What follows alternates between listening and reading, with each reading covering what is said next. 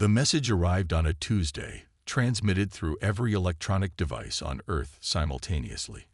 Dr. Sarah Chen was calibrating the Allen Array's new quantum sensors when her monitors flickered and displayed the same text in gleaming silver script. Humanity has been weighed. Humanity has been measured. Humanity has failed. Sarah's fingers flew across her keyboard at the SETI facility, trying to trace the transmission's origin. The signal pattern defied known physics, somehow broadcasting globally without any detectable source. Then she saw them, massive objects decelerating from faster-than-light travel, their profiles resolving into shapes that made her eyes hurt. The arbitrators had arrived. Their ships looked like crystalline pyramids inverted on their points, each one larger than Manhattan. They descended through Earth's atmosphere in perfect geometric formation, ignoring all known laws of aerodynamics. 12 vessels positioned themselves strategically around the globe, while their flagship hovered directly over New York. General Miranda Hayes watched from the UN headquarters as the alien ship cast its shadow over the city. 25 years in the military hadn't prepared her for this moment. Fighter jets scrambled worldwide, but she knew it was futile.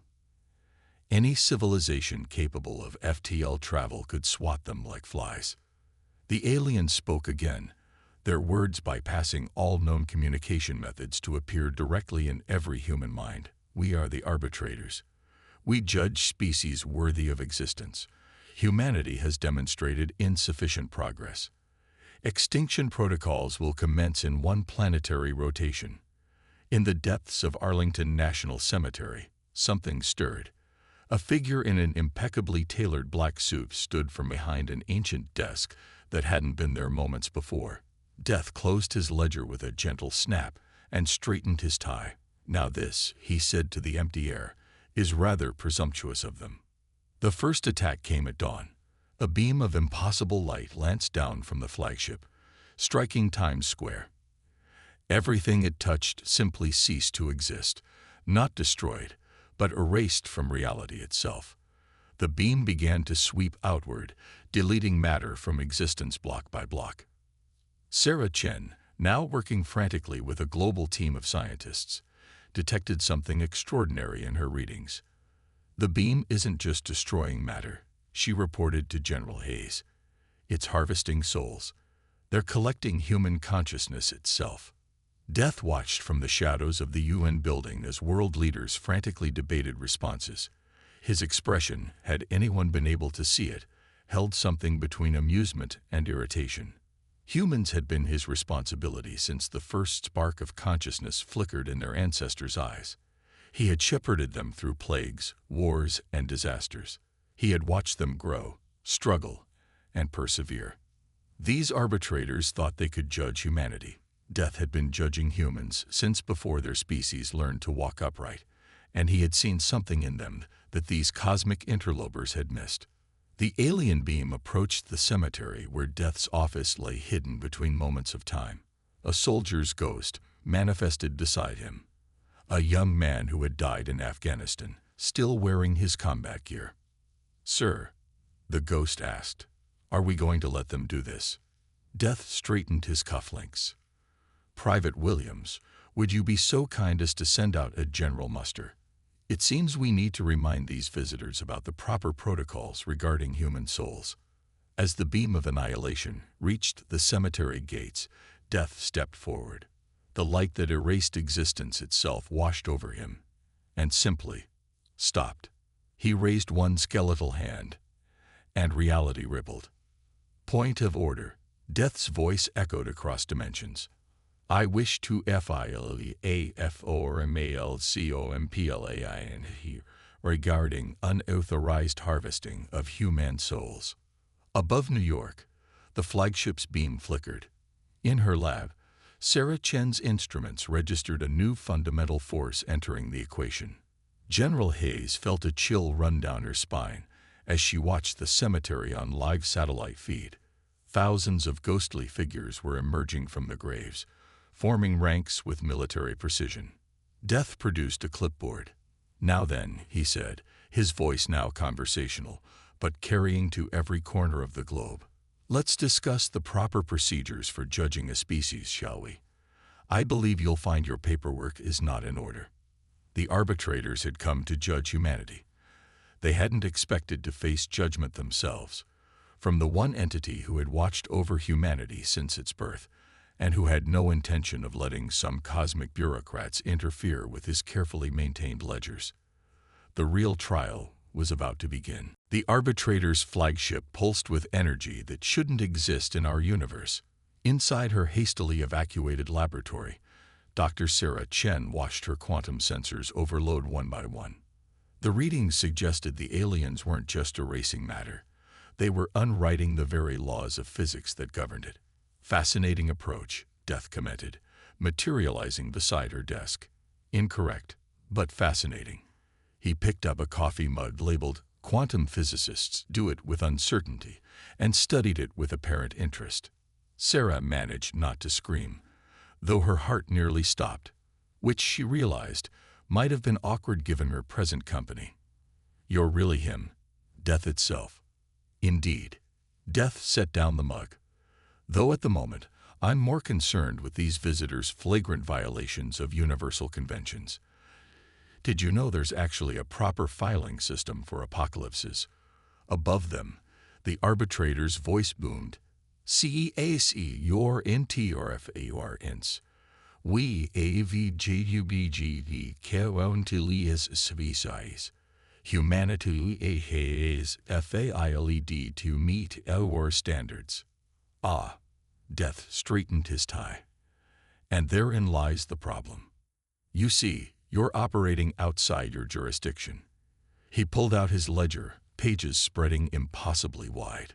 "I've been humanity's appointed arbiter since they first gazed at the stars and wondered what death meant.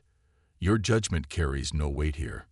The flagship's response was a beam of pure entropy, powerful enough to erase a continent. Death held up one hand, and the beam split around him like water around a stone. Where the energy dispersed, ghostly figures emerged from thin air: soldiers, doctors, firefighters, and countless others who had died in humanity's service.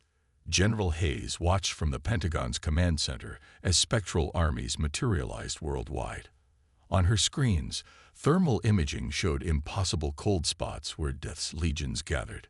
"Dr. Chen," she called over their secure channel, "please tell me you're seeing this." "The aliens aren't just weapons platforms," Sarah replied, fingers dancing across backup systems. "They're like giant quantum processors, trying to calculate humanity out of existence.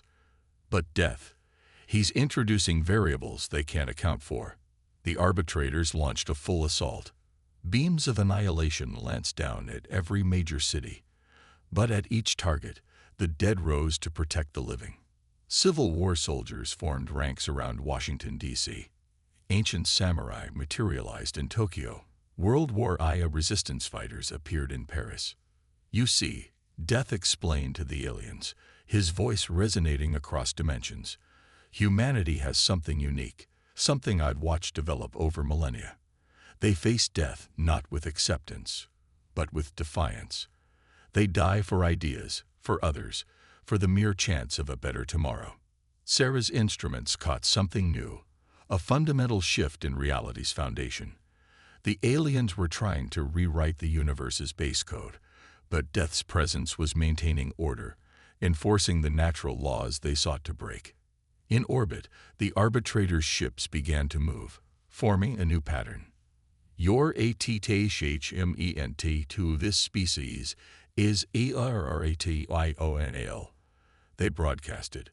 "They are violent, chaotic, imperfect." "Of course they are," Death replied, almost fondly. "That's rather the point." He turned to Sarah. "Dr. Chen, would you be so kind as to share your latest findings about their quantum architecture?" Sarah's eyes widened as she studied her readings. "They're trying to process reality itself, reduce everything to pure mathematics. But they can't. They can't quantify human consciousness. Every soul is a paradox they can't resolve." "Precisely." Death opened his ledger again. "Every human life is an equation with multiple solutions, Every death is a story with countless possible endings. I've spent eons cataloging them all. He looked up at the alien ships. You cannot judge what you cannot comprehend. The arbitrators responded by concentrating their firepower on death himself. Reality buckled under the assault. Buildings twisted into impossible shapes. The laws of physics began to fray. But death stood unmoved, a fixed point in chaos. Around him, the armies of the dead advanced. Every soldier who had ever fallen fighting for freedom, every doctor who had died saving others, every parent who had given their life for their child, all had answered his call. Now then, Death said, raising his scythe, shall we discuss the proper protocols for cosmic judgment? I have quite a few forms you'll need to fill out. The blade gleamed with the light of every star that had ever died, every soul that had ever passed through his care. The real battle for humanity's existence was about to begin, and Death intended to teach these presumptuous cosmic bureaucrats exactly why he had chosen to watch over humanity for so long. In her lab, Sarah Chen began to laugh. The aliens had come to judge humanity, only to face judgment from Death himself. And somehow, she suspected, that was the most human outcome possible. 7 miles above Manhattan, reality fractured. The arbitrators' quantum weapons collided with Death's ancient power, creating rifts in space-time itself. Dr. Sarah Chen watched through heavily modified sensors as new laws of physics wrote and rewrote themselves in seconds.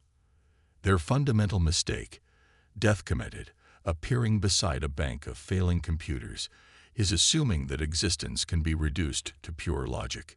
He gestured at the battlefield above, where ghostly soldiers fought beams of entropy with weapons forged from humanity's collective will. Consciousness isn't mathematics. It's poetry. General Hayes' voice crackled through the emergency channel. Dr. Chen, we're seeing quantum fluctuations worldwide.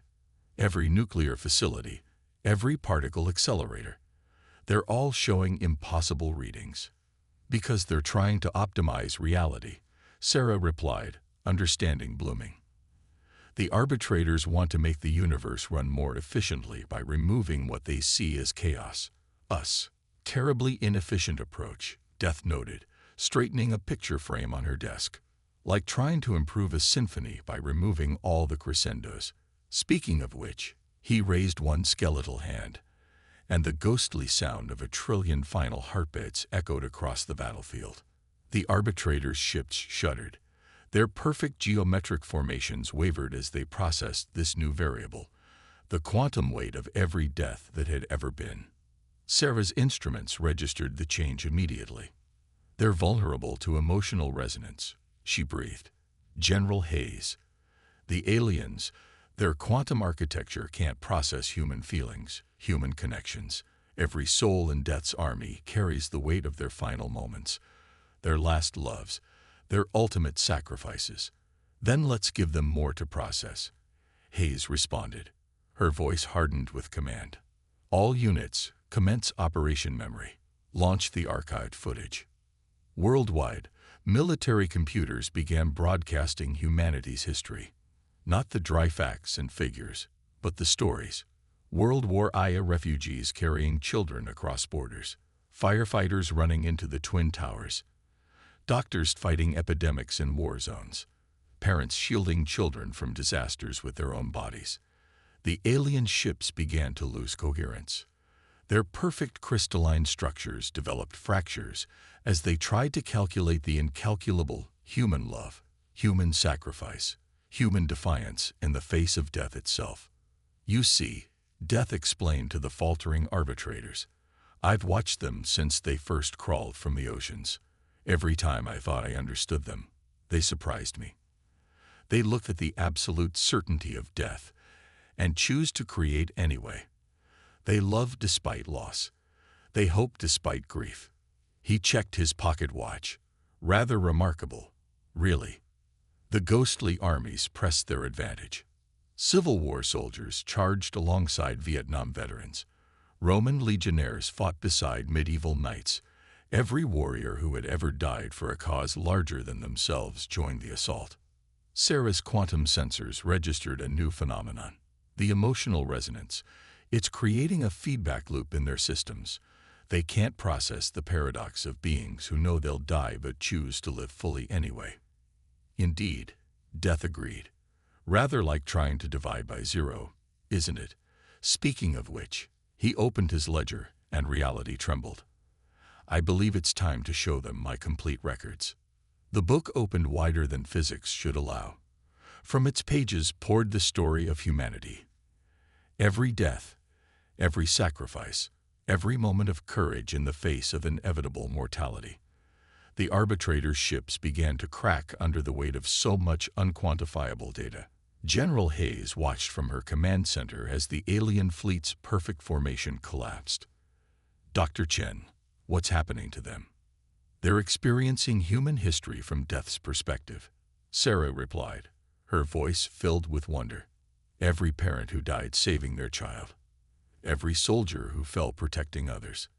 Every lover who put their partner's life above their own. They can't optimize it. They can't reduce it to equations. Of course they can't, Death said, closing his ledger with a quiet snap. That's what makes humanity worth preserving. They know exactly what awaits them. I made quite sure of that. And yet they choose to love, to create, to sacrifice anyway. He straightened his tie, rather impolite of these arbitrators to try and optimize that away, don't you think? Above, the alien ships were fully in retreat, their crystalline structures cracking under the weight of humanity's collective story. But as they withdrew, one final transmission echoed across the planet. Impossible. They were supposed to be simple. Kalkulabil. This defies optimization. Yes, Death agreed, a smile in his voice that contained every last breath ever taken. Rather wonderful, isn't it? In her lab, Sarah Chen began documenting everything, knowing humanity's view of existence had changed forever. They weren't alone in the universe, but more importantly, they had Death himself on their side. Not as a feared enemy, but as an ancient observer who had watched them grow and found them worthy not despite their flaws, but because of them. The counterattack had succeeded beyond anyone's expectations. But the war wasn't over yet. The arbitrators were retreating, but not defeated. And humanity had more surprises in store for those who thought they could reduce existence to mere mathematics. In the cold vacuum of space, 12 miles above Earth's surface, Dr. Sarah Chen's consciousness floated alongside Death. Her physical body remained in the lab below, but he had borrowed her perspective for what was about to happen. The arbitrator's mothership loomed before them, a crystalline structure that hurt the mind to look at directly. Fascinating architecture, Death mused, adjusting his cufflinks. They've built it entirely from crystallized certainty. No room for doubt, for growth, for the beautiful chaos of free will. He turned to Sarah's disembodied awareness. Rather missing the point of existence, wouldn't you say? Below them, Earth glowed like a jewel. The arbitrators had withdrawn their extinction fleet to a defensive formation around their mothership, their perfect geometric patterns now showing fractures from their encounter with humanity's emotional resonance. APUROH no FURTGR, the arbitrators broadcast. Your species REPRESDNTs ANLNACC table VRIABLE NTA UNIVRSL equation. General Hayes' voice crackled through Sarah's quantum-enhanced communications. All units in position. Operation Paradox is ready to commence. Death checked his pocket watch. Right on schedule. Humanity does have a remarkable talent for timing. He addressed the alien vessel. I believe it's time we discussed your fundamental misunderstanding of your role in the cosmos. The mothership's response was to fire a beam of pure mathematical certainty, a weapon designed to reduce everything to its most basic logical form. Death raised one hand, and the beam split around them, fragmenting into stories instead of equations. You see, Death continued conversationally, you've made the classic bureaucrat's mistake. You've confused order with purpose. Behind him, the gathered armies of human history's dead began their advance. But this time, they carried something new, hopes, dreams, and possibilities that had never been realized. Sarah understood suddenly. "You're not just showing them who died," she gasped. "You're showing them who we could have been." Precisely.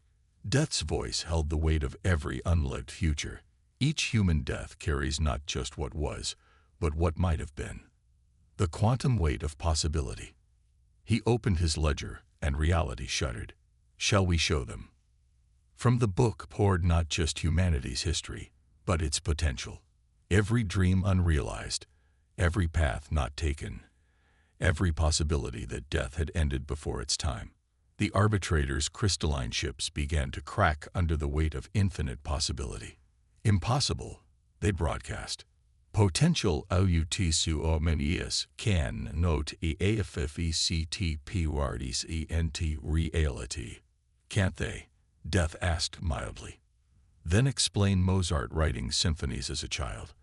Explain Einstein imagining himself riding a beam of light. Explain every human who looked at the impossible and decided to try anyway. The mothership's defenses began to fail as it tried to calculate the incalculable, the weight of human imagination. General Hayes seized the moment. All units, commence final phase. Show them who we are. Around the world, humanity acted as one.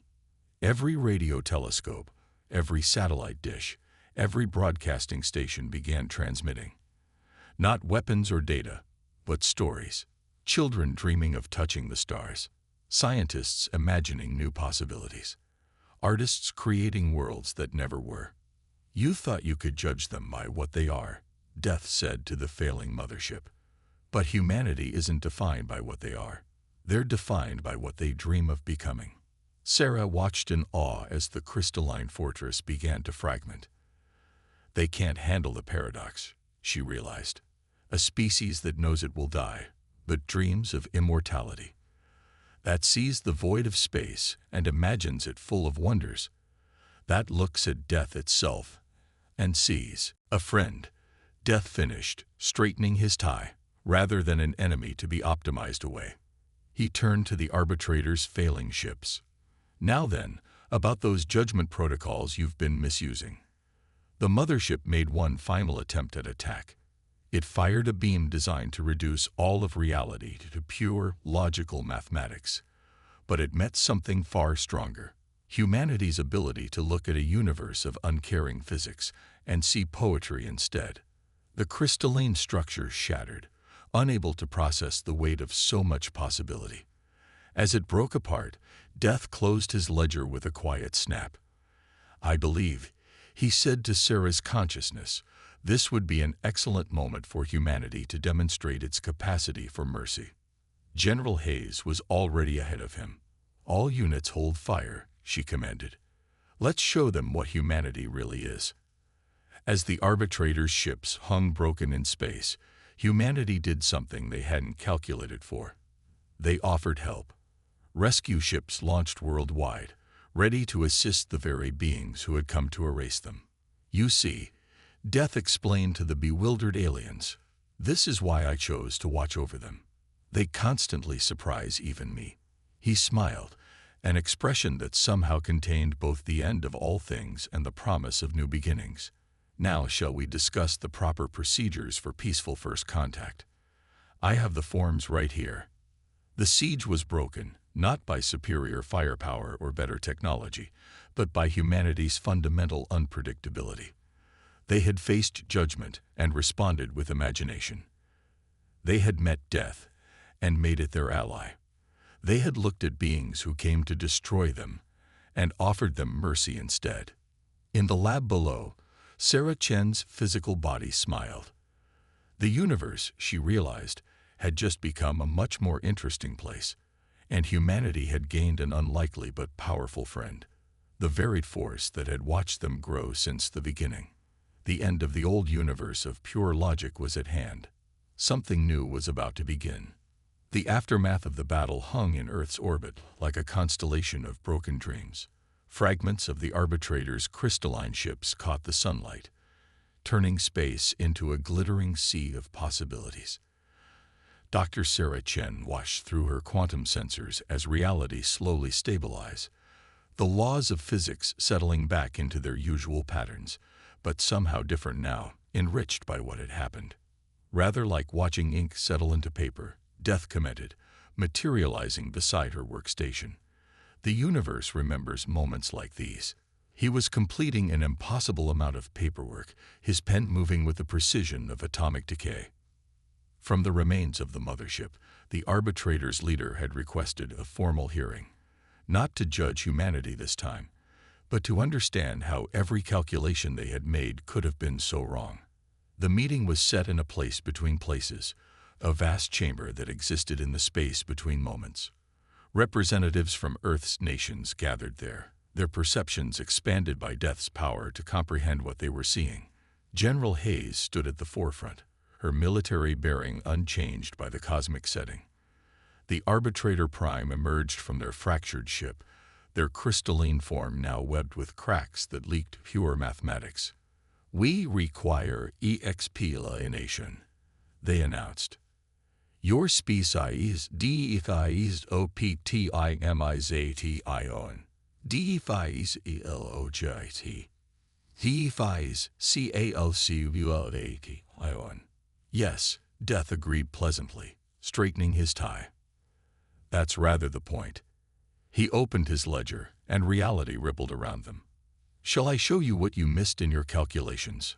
The pages began to glow, and suddenly everyone present could see humanity's story from Death's perspective. Every moment of courage, every act of sacrifice, every instance of love in the face of certain doom. But more than that, they saw the connections, the impossible web of cause and effect that made humans who they were. A child dies saving their dog from traffic. Death narrated, his voice carrying the weight of eons. Tragic by your calculations.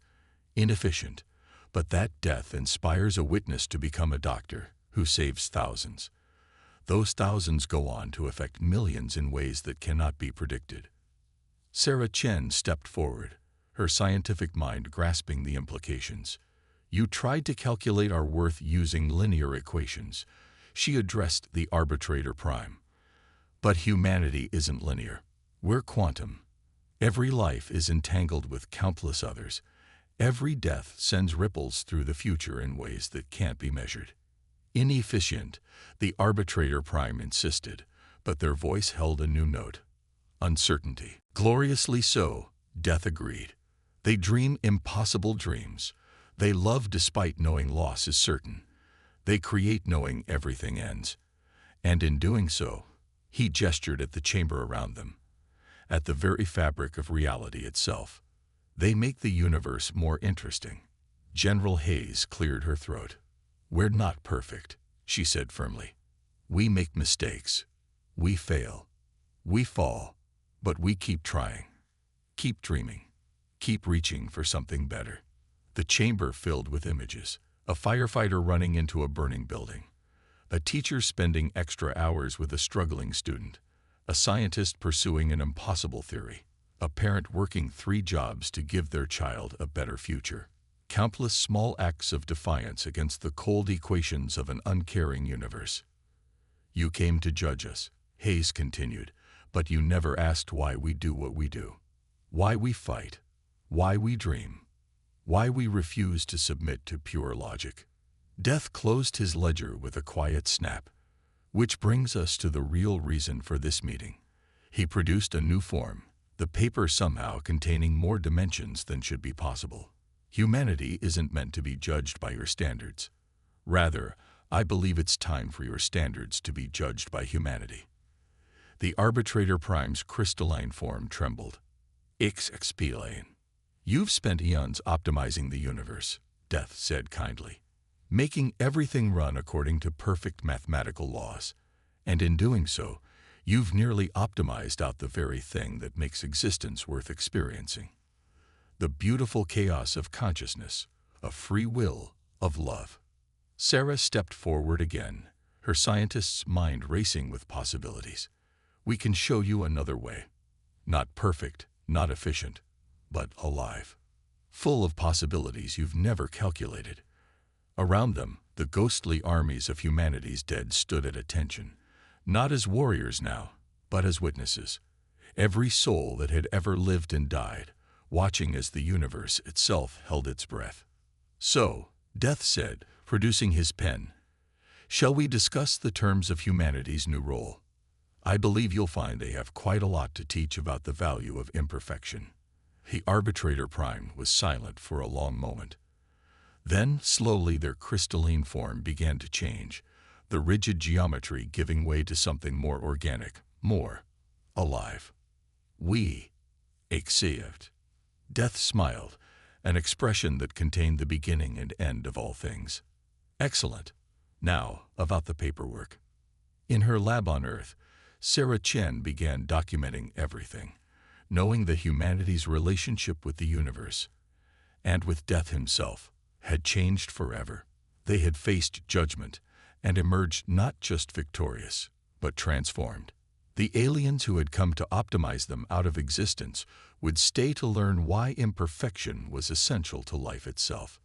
And Death, who had watched over humanity since their first ancestor wondered about mortality, settled in to help them teach the universe about the beauty of uncertainty, the power of dreams, and the simple, stunning miracle of being alive, despite knowing it couldn't last forever.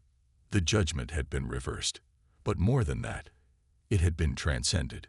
In the end, humanity hadn't just survived. They had shown the cosmos why they deserved to exist, not despite their flaws, but because of them. And somewhere in the vast bureaucracy of existence, Death filed away the paperwork for humanity's greatest adventure yet, teaching the universe how to dream.